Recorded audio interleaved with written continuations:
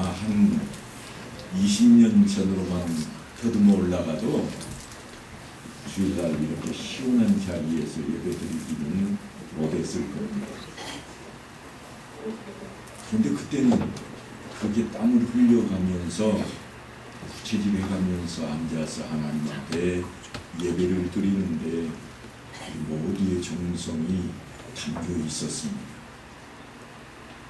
오늘날은 어떨까요? 많이 문화가 바뀌었습니다만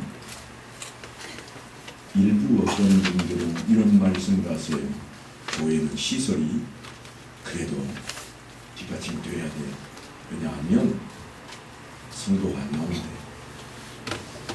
더우면 시원한 곳 찾아가고 추우면 따뜻한 곳 찾아가고 그러다 보니까 교회들이 이곳저곳마다 다 리모델링을 하고 새롭게 건축하는 그러한 붐을 맞게 되었습니다.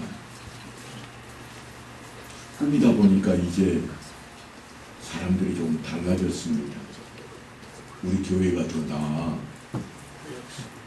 하나님 앞에 예배드리는 것은 저 멀리 가버리고 없고 이제 어디에 관심이 모여지는가 하면 우리 교회가 훨씬 낫다는 거예요. 훨씬 깨끗하고 훨씬 아늑하고 훨씬 분위기가 좋다는 것으로 점점 바뀌어가기 시작을 했습니다.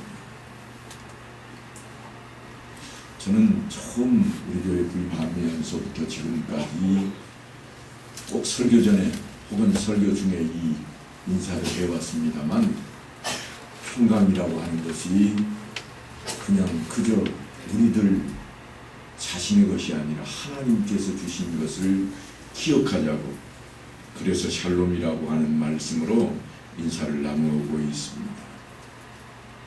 꼭 기억하셔야 됩니다. 지금 우리는 예배를 드리기 위해 이 자리에 나와 있습니다.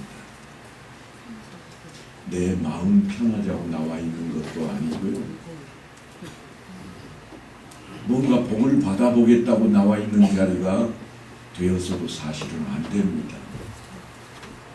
예배를 드리면 복 주시겠지. 아니요. 그런 차원이 아니라 하나님께서 이미 우리에게 주신 그 은혜 예수 그리스도를 이 땅에 보내주시고 내 생명, 영원한 생명, 영생 주신 것에 감사하는 마음으로 이 자리에 있어야 됩니다. 그러면 그 후에 그 나라와 그 일을 구하는 자에게 하나님께서 주시는 것은 선물로 다 따라올 겁니다. 선물은 우리가 기대했던 것과 동일하지 않습니다. 아주 멋들어진 것 기대했는데 별 볼 일 없는 것 선물로 주어질 수도 있습니다. 하지만 그게 별 볼 일이 있는지 없는지는 곰곰이 좀 생각을 해 보아야 되겠습니다. 오늘은 그 선물에 대한 이야기입니다. 대륙의 중심인 저 북녘 땅에 큰 나라, 진나라를 새롭게 세워서 중국 대륙을 차지했던 중국의 진시 황제가 그토록 원했던 게 뭔가 하면 불로장생이었습니다. 그래서 불로장생하면 누구라도 다 진시 황제를 떠올립니다. 불로장생하는 길이 어디에 있을까? 그것을 구할 수만 있다면 그래서 병사들을 내보내고 또한 거기에 관심 있는 사람이 있으면 흠뻑 재산을 주어서 찾아오게 만들었습니다. 그 사람뿐만 아니라 이 땅에 사는 사람들 가운데 대부분은 다 오래 사는 것을 바랄 것입니다. 천국을 소망하는 우리들마저도 기왕이면 오전보다는 오후에 죽었으면 좋겠다 그런다고 했잖아요. 세상 사람들은 장수하는 것이 뭔가 물질로 존재한다고 믿었습니다. 물질로 존재한다 이 말은 뭔가 먹을 수 있는 것으로 있다고 그렇게 여겼다는 겁니다. 그래서 그것을 구하기 위해 안간힘을 다 쏟아붓고 있습니다. 불로장생. 장수하는 데 좋은 것이라면 끝까지 찾아다가 먹어치웁니다. 그런데 하나님께서는 그것이 하나님 손에 달려 있음을 말씀하십니다. 우리가 익히 잘 알고 있는 내용입니다. 내 부모를 공경하라. 그리하면 내 하나님 여호와가 내게 준 땅에서 내 생명이 길리라. 우리가 잘 아는 제5계명입니다. 사도 바울도 이 말씀을 근거로 해서 내 아버지와 어머니를 공경하라. 이것은 약속 있는 첫 계명이니 이로써 내가 잘되고 땅에서 장수하리라. 장수하는 길이 어디인가 있다고 말씀을 전해주고 있습니다. 그런데 장소적인 이야기가 아니라 그것을 주는 이가 누군가, 다름 아닌 하나님이라고 하는데 초점이 있습니다. 세상 사람 누구라도 장수하는 것을 복으로 알고 그래서 구하고 있습니다. 그런데 오늘 본문을 보면 예수님께서 믿는 자에게는 영원히 사는 영생의 생명을 주시겠다고 그럽니다. 장생 정도가 아닙니다. 길게 사는 것 정도가 아니라 영원히 사는 것. 엄청나지 않으세요? 불로 장생을 얻기만 하면 세상 것 다 죽어도 차지하겠다고 덤비는 세상 사람들 앞에 예수님께서 하시는 말씀은 영원한 생명, 그거 내가 주겠다.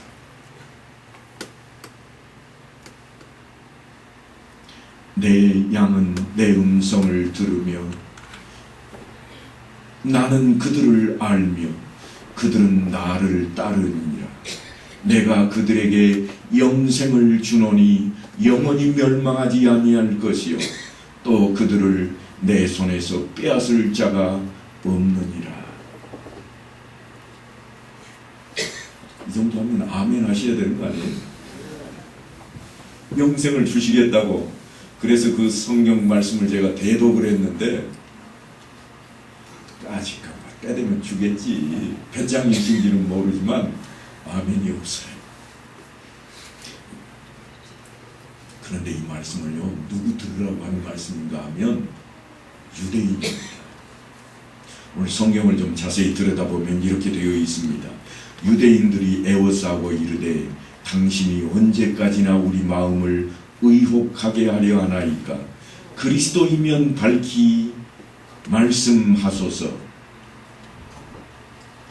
성경에 아주 기록을 좀 점대를 써가면서 거룩한 말씀으로 기록을 해놓아서 그런데요, 실제로 당시에 있었던 그 상황을 본다면 이런 말씀입니다. 네가 메시아냐? 그렇다면 이제는 밝혀라. 좀 아리송하다는 겁니다. 기적을 베푸는 것을 보면 메시아 같다가도 하는 말과 행동을 보면 영 아니라는 겁니다.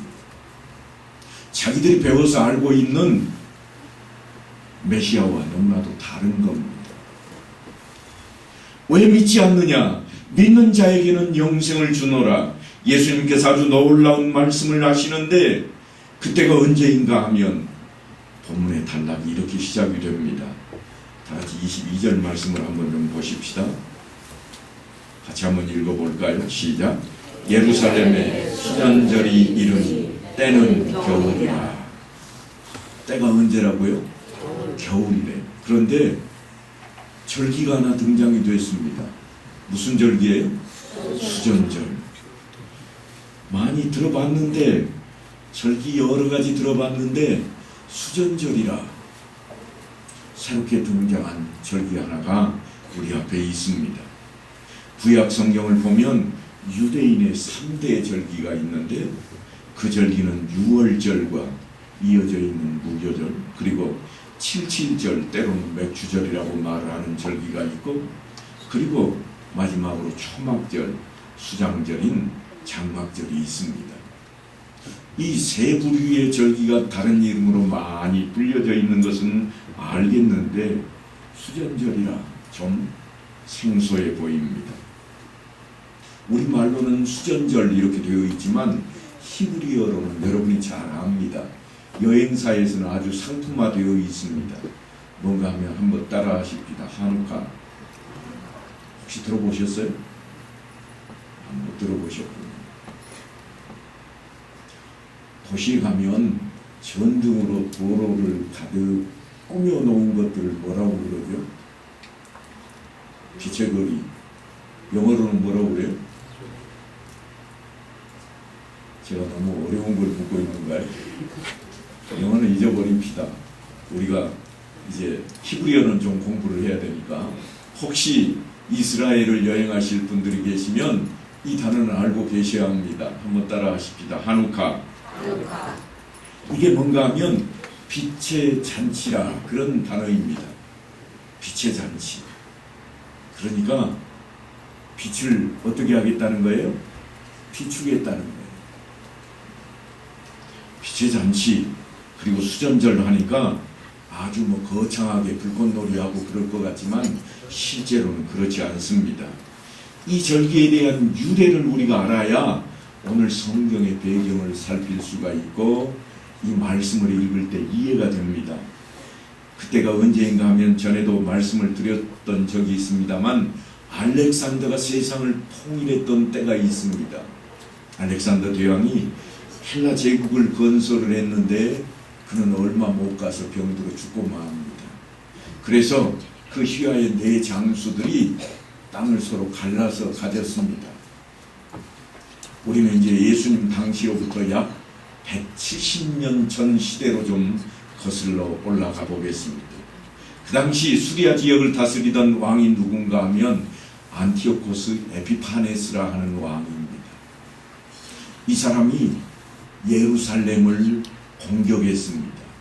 왜냐하면 말을 잘 안 듣거든요. 예루살렘이 자기 휘하에 들어왔는데 말을 잘 안 듣습니다. 그래서 예루살렘 성을 공격해서 8만여 명에 가까운 유대인들을 죽이고 또한 살아있는 수많은 사람들을 포로로 잡아갔습니다. 그리고 성전 안에다가 제우스 신상을 세웁니다. 유대인들이 좋아할까요? 안 좋아할까요? 안 좋아하는 정도가 아니라 기겁을 합니다. 뿐이 아닙니다. 하나님 앞에 제사 드리는 제단에다가 부정한 돼지 피를 뿌리고 돼지를 잡아서 제사를 드리게 했습니다. 일부러 성전을 더럽히고 하나님을 모욕하고자 했던 겁니다. 그런데 그의 만행은 거기서 그치지 않습니다. 율법책을 숨기거나 혹은 아들이 태어났을 때 할례를 행하면 가차없이 끌어다가 십자가에 못 박아 버렸습니다. 몇 년쯤 지났을 때에 식마던 유대인들의 분노가 폭발합니다. 우리는 그것을 마카비 혁명이라 그럽니다. 마카비는 좀 들어보셨나요? 좀 관심들을 좀 가지셔야 돼요. 우리 신앙과 연관이 있는 것을 좀 관심을 좀 가지셔야 됩니다. 드라마는 요즘 제목이 뭔지 어떻게 돌아가는지 드라마 속에 있는 딸내미가 어떻게 됐는지 아들이 어떻게 됐는지 줄줄 끼고 있으면서 아니 몇 년 전에 했던 드라마 내용까지도 머릿속에다 쫙 떠올려가지고 이야기하면 서로 자랑하는데 어찌 성경에 대한 내용만 나오면 다 잠잠해집니다. 마카비라 혁명의 주인공입니다. 혁명의 중심은 마타디아의 아들 유다였습니다. 그런데 그 유다의 별명이 뭔가 하면 우리말로 하면 새망치입니다. 싸움 잘하는 사람들 보면 별명을 하나씩 가지고 있잖아요. 우리도 그 옛날 드라마 같은 거 보면 칼제비들 나오면 뭐죠? 쌍칼 이런 거 있잖아요. 뭐 이 장군의 아들 이런 별명들이 하나씩 다 붙어 있듯이 이 유다에게 별명이 붙어 있는데 쇠망치입니다. 이 친구가 주먹이 그렇게 강했는가 봐요. 그래서 이 쇠망치가 히브리어로 바꾸면 뭔가 하면 그것이 마카비입니다. 마카비가 뭐라고요? 쇠망치. 마카비 혁명 그러면 사망시 혁명이에요. 이 사람이 얼마나 유명했던지 그 사람 별명을 가지고 혁명의 주제로 삼았습니다. 히브리인들은 항상 하나님 말씀으로부터 혁명 혹은 어떤 일을 할 때마다 주제를 끌어오는데 요즘 아이들이 잘하는 것처럼 문장에 각 단어 첫 자를 따서 만들어냅니다. 출애굽기 15장 11절에는 이렇게 기록이 되어 있습니다. 여호와 주와 같은 이가 누구니이까? 하나님이 어떤 분이신가? 마카비 혁명은 그것을 기치로 들고 일어섭니다. 히브리어 성경에 단어가 길게 나와 있는데 이 단어의 약자를 따면 뭐가 되는가 하면 마카비가 되는 겁니다. 그래서 실제로 주제는 여호와 주와 같은 이가 누구니까 하지만 그들이 별명으로 들고 나온 것은 마카비였습니다. 마침내 그 전쟁에서 유대인들이 승리를 거두게 됩니다. 그래서 성전을 다시 깨끗하게 회복한 것을 기념하기 위해서 1년에 한 차례씩 8일 동안 절기를 지켰는데 그것이 다름 아닌 수전절입니다. 하누카, 제가 뭐라고 그랬죠? 우리말로 빛의 축제라. 이것은 사실은 히브리인들이 장사해 먹으려고 바꿔놓은 단어입니다. 원래 하누카는 뭔가 하면 봉헌입니다. 봉헌. 드리다. 뭘 드린다는 거예요? 성전을 깨끗하게 해서 다시 드린다. 그런 차원에서 하누카가 생겼습니다. 하누카 때에는 촛대를 9개짜리를 씁니다. 여러분 구약 성경을 공부하면서 촛대 등잔이 몇 개짜리였죠? 7개. 7개짜리 우리 머리에 싹 들어옵니다만 이스라엘에 가서 보면 다 몇 개예요? 9개. 어디에만 7개가 있을까요? 성전에만 7개가 있는 거예요. 지금 여러분들이 누군가에게 기념품으로 촛대를 받았다 그러면 촛대가 몇 개짜리라고요? 9개짜리. 희한하다. 9개는 왜 있을까? 주는 사람도 왜 주는지, 받는 사람도 왜 받는지 모르고 주고받고 있습니다.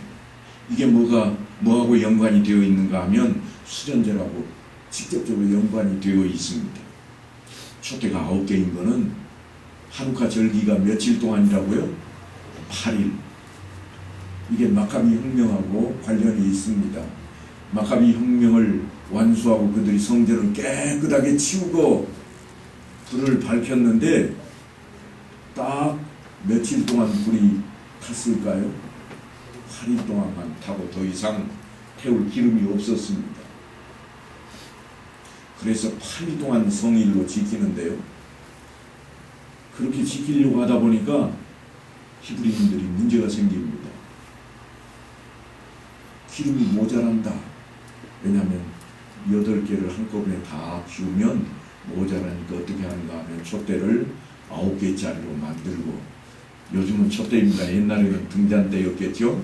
등잔 틀을 9개로 만들고 가운데 기본 불 붙이는 등잔을 하나 놓고 양쪽으로 4개씩 8개를 해놓았습니다.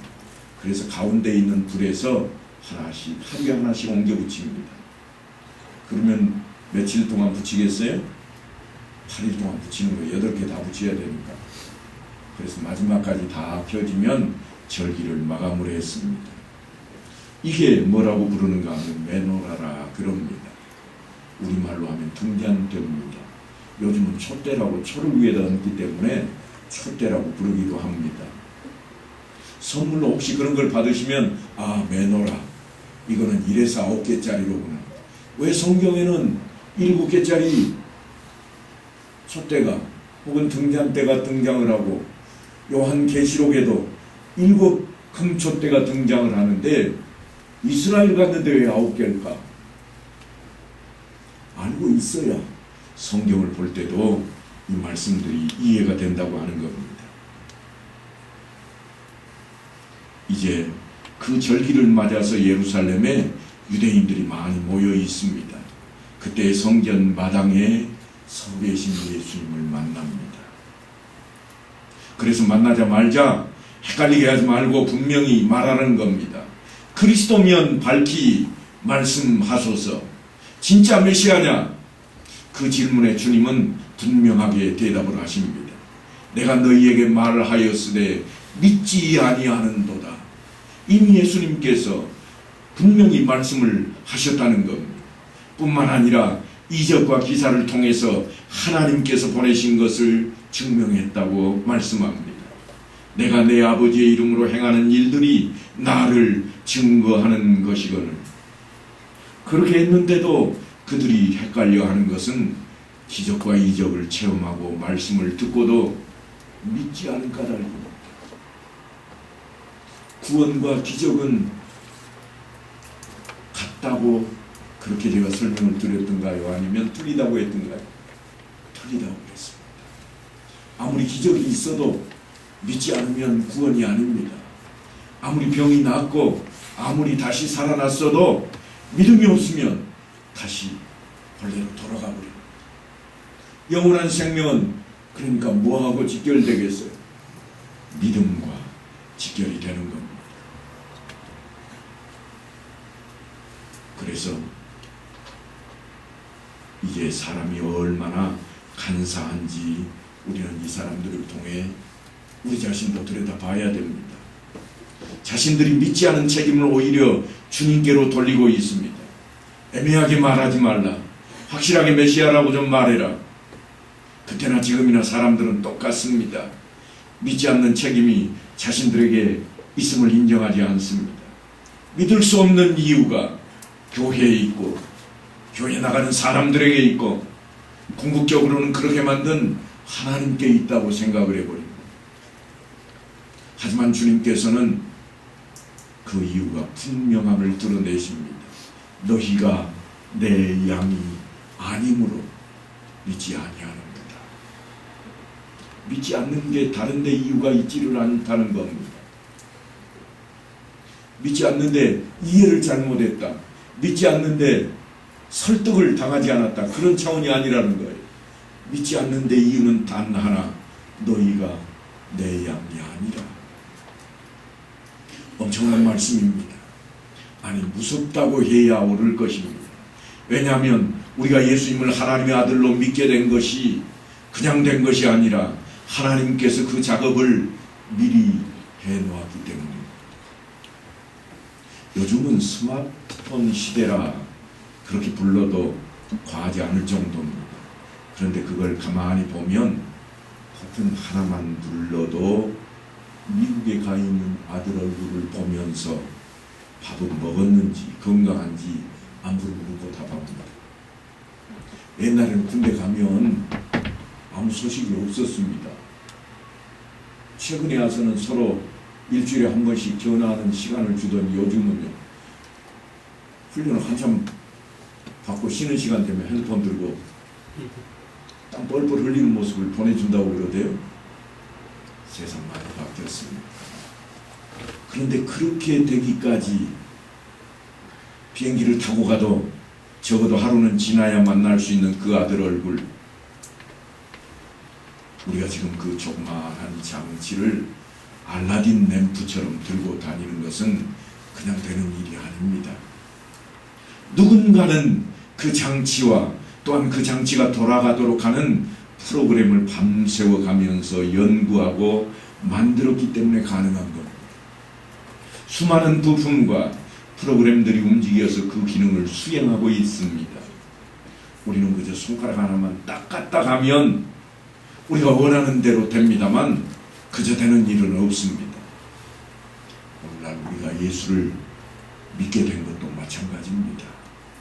우리가 예수를 믿기까지 하나님께서 오래전부터 하나님의 프로그램을 돌리고 계셨다는 겁니다. 신학적으로는 예정론이라 혹은 택정론이라 그렇게 이야기를 합니다. 우리가 이해하기 쉽지 않습니다. 그러나 스마트폰도 역시나 우리가 이해하기는 쉽지 않습니다. 요즘은 한 살만 돼도 이거 가지고 논다면서 꼭 눌러서 뭐 나오면 깔깔대고 웃고 그래서 칭얼대기만 하면 요즘 엄마들은 그거 갖다 맡긴다고 그러대요. 그렇게 우리는 쉽게 여기는 것들이 사실은 뒤에 준비가 다 되어 있는 것 때문에 가능한 겁니다. 역사가 있고 그걸 연구하는 사람들이 있었고, 그래서 지금 그것을 우리의 어린아이들이 누리고 있는 겁니다. 우리가 지금 누리고 있는 모습을 사도 바울은 이렇게 전합니다. 하나님이 미리 아신 자들을 또한 그 아들들의 형상을 본받게 하기 위하여 미리 정하셨으니. 미리 정해 놓으셨대요. 누가요? 하나님께서. 또 미리 정하신 그들을 또한 부르시고, 부르신 그들을 또한 의롭다 하시고, 의롭다 하신 그들을 또한 영화롭게 하셨느니라. 이게 다 단계를 거쳐서 될 수 있는 것들인데 거저되는 것은 하나도 없습니다.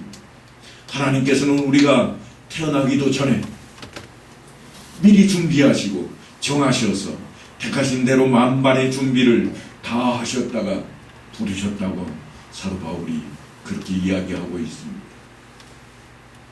여러분 혹시 이 말씀 기억나시는가요? 너희가 나를 택한 것이 아니요 내가 너희를 택하여 세웠나니.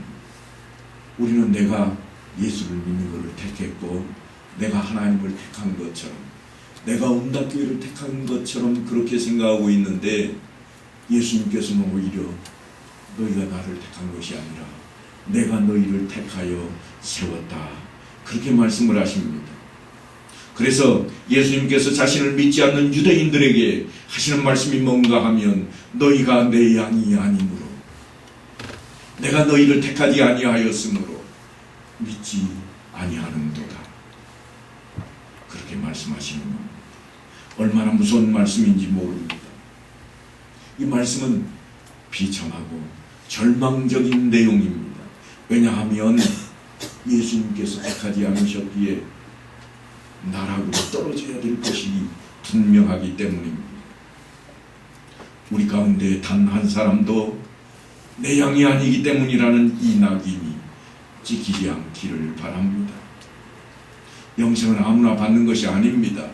물론 선물로 값없이 거저 받습니다만 그냥 받는 것은 아닙니다. 선물로 받으니까 거저 받지만 그냥 받는 게 아닙니다. 하나님께서 우리를 택하셨기에 받는 것입니다. 영생은 이 땅에서의 육신의 생명과 비교할 수 없습니다.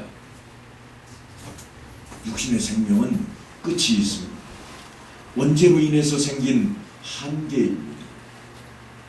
그것을 야고보는 이렇게 설명합니다. 내일 일을 너희가 알지 못하는도다. 너희 생명이 무엇이냐?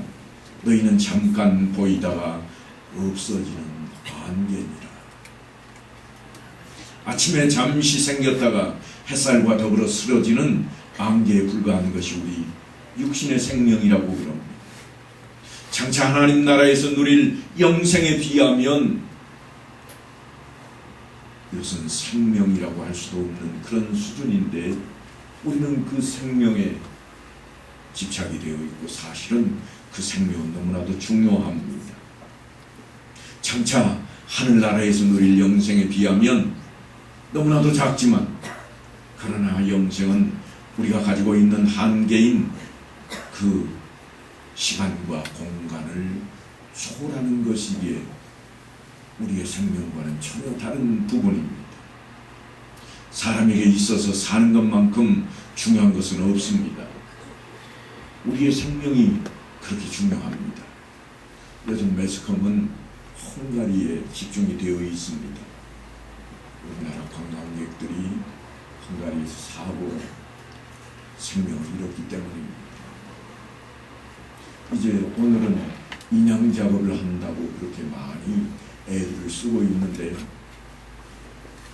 육신이 가지고 있는 생명은 그렇게 우리 마음대로 어떻게 할 수가 없고 책임질 수 없는 부분들이 있습니다. 그러니까 우리가 얼마나 소중하게 여겨야 할 것인지, 우리가 영생을 얼마나 사모해야 할 것인지 우리에게 잘 기억하게 하는 교훈일 것입니다. 한 갑자를 살아온 사람들이 흔히 하는 말이 있습니다. 한 갑자, 요즘은 많이 쓰지 않는다는데요.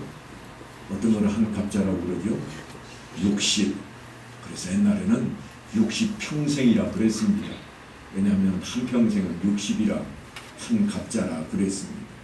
요즘이야 두 갑자를 살지만 나머지는 덤으로 살고 있는지 모르겠습니다만, 그 사람들이 뭐라고 이야기했는가 하면 이리 사나 저리 사나 한 세상이다. 염세주의에 물든 사람의 말처럼 들릴지 모르겠습니다만 솔직히 껍질을 벗겨놓고 보면 인생이 별것 아니라는 이야기입니다.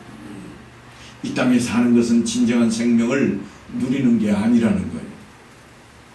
그러니 이 땅에 사는 동안 하나님께서 펼치신 뜻을 인해서 작든 크든 하나님을 기쁘시게 하는 일에 최선을 다하다가 번영하면 되는 겁니다. 육신의 생명은 주님께서 주시는 영생에 비하면 아무것도 아닙니다. 그림자에 지나지 않습니다.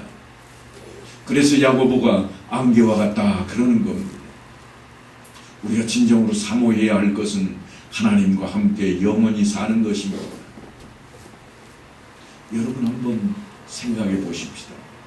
내가 집에 가면 집에 내 건강을 위해 먹을 수 있는 약이 몇 병쯤 있을까? 먹지 않고 저만큼 제껴놓은 것은 몇 병이나 있을까요?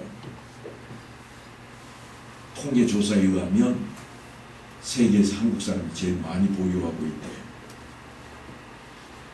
1인당 평균 몇 병이나 되겠어요? 한국 사람이 가지고 있는 온갖 오래 살기 위해 먹는 약들, 건강하기 위해 먹는 약들, 비닐봉지에 쌓여있는 것도 있고 병에 들어있는 것도 있고, 한국 사람 1인당 평균 7개랍니다. 집에는 없으세요? 양파즙도 있고 도라지즙도 있고, 그 다음에 원기소도 있고, 이것저것 하다 보면 몇 손가락 넘을 거. 집집만 냉장고에도 있고 저 밖에도 있고 책장 안에도 숨어 있고, 우리가 그만큼 우리 생명을 위해서 열심을 내고 있습니다. 그런데 하나님께서는 그거 가지고 안 된다는 거예요. 아니, 주님께서는 한술 더 떠서 지금 뭐라고 말씀하는가 하면 내가 영생 줄게. 영생을 주겠답니다. 그거 7개, 10개 다 필요 없고 나를 따라오라. 내가 주겠노라 그럽니다.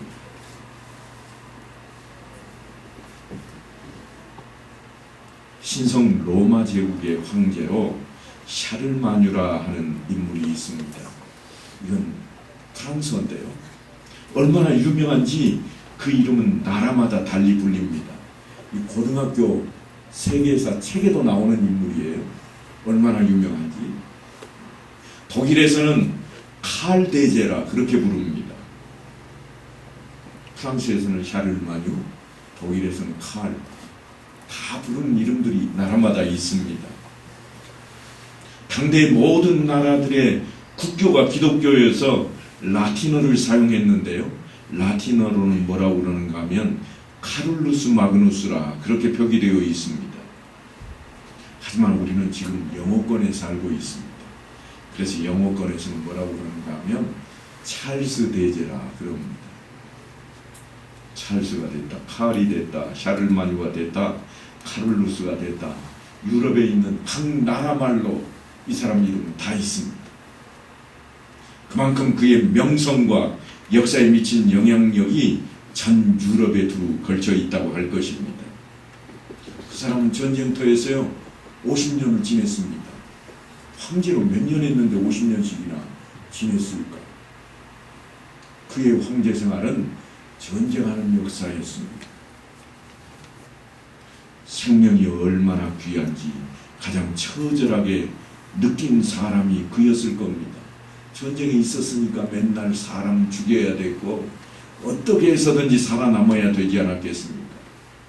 그가 죽은 뒤 400여 년이 지난 뒤에 그의 무덤이 발굴되었습니다. 그런데 발굴에 참여했던 일꾼들이 그 황제의 모습을 보고 깜짝 놀랍니다.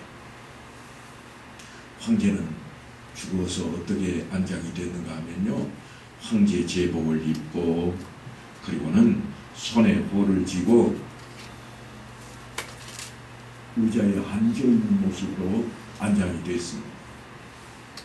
그런데 의자만 있는 게 아니라 의자 옆에 탁자가 하나 놓여 있고요, 탁자에 호를 들지 않는 손으로 딱 손가락을 이렇게 짚고 있는 부분이 있는데 거기에 뭐가 있는가 하면 성경책이 펼쳐져 있습니다. 이 사람의 유언입니다. 내가 죽거든 내가 표시해 놓은 성경책 거기에 내 손을 올려서 의자에 앉혀놓으라. 황제가 그랬으니까 다 지키지 않았겠습니까? 썩지 말라고 잘 관리를 해서는 의자에 앉혀놓고 무덤에 안장을 했는데요, 그 손가락이 성경 말씀한 곳을 가리키고 있는데 그 말씀은 마가복음 8장이었습니다. 사람이 만일 온 천하를 얻고도 자기 목숨을 잃으면 무엇이 유익하리요? 사람이 무엇을 주고 자기 목숨과 바꾸겠느냐? 놀랍지 않으세요?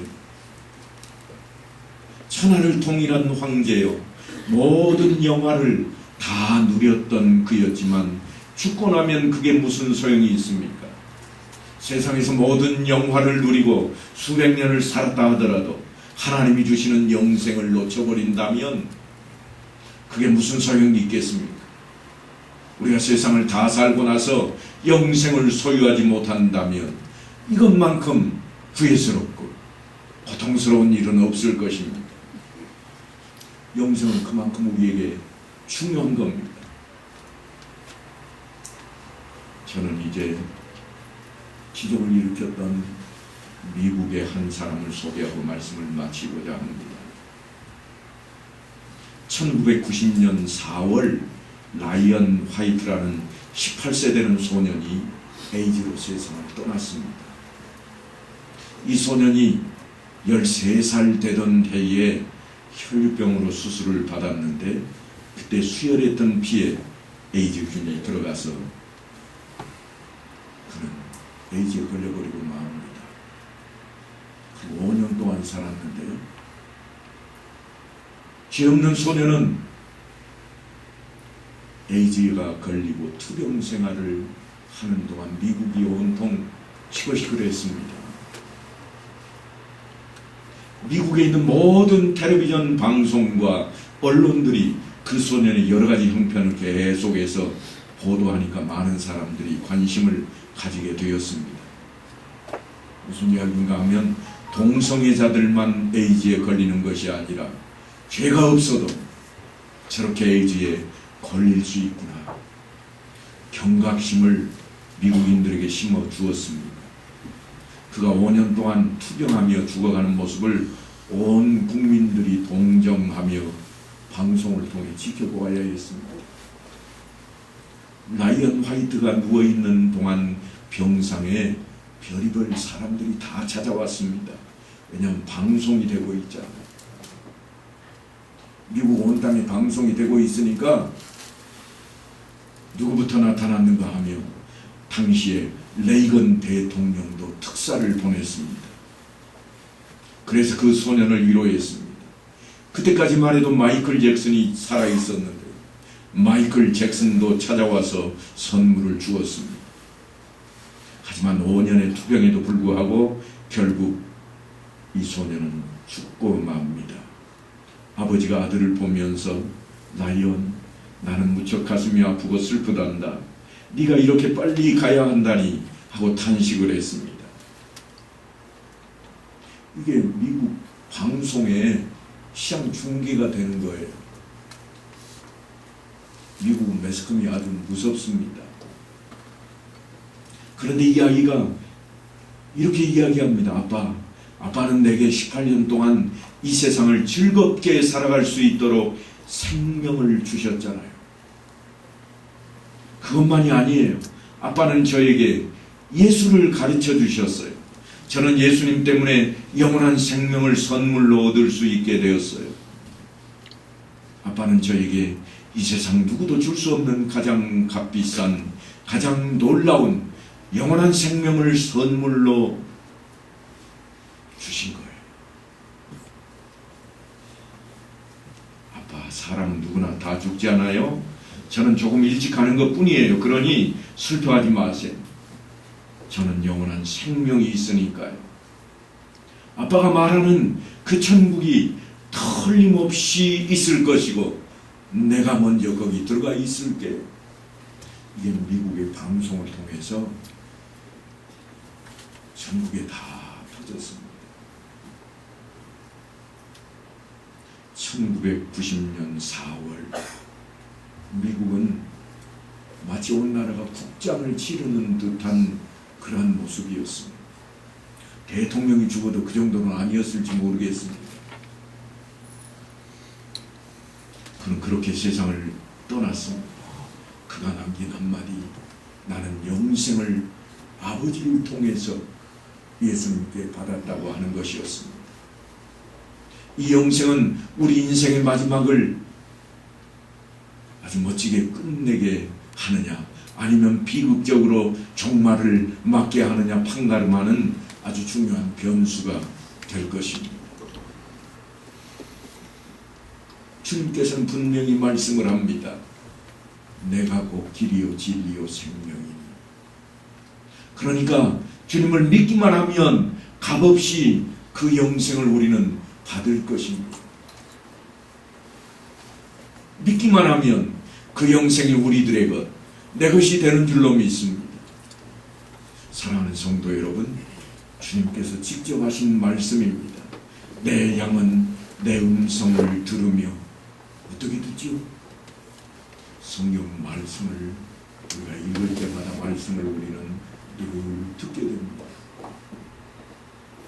예배를 드리며 선포되는 말씀을 우리는 늘 듣게 됩니다. 물론 매체를 통해서 우리가 듣지만 분명히 주님의 말씀을 우리가 대한다고 하는 겁니다. 내 양은 내 음성을 들으며 나는 그들을 알며 그들은 나를 따르느니라. 내가 그들에게 영생을 주노니 영원히 멸망하지 아니할 것이요 또 그들을 내 손에서 빼앗을 자가 없느니라.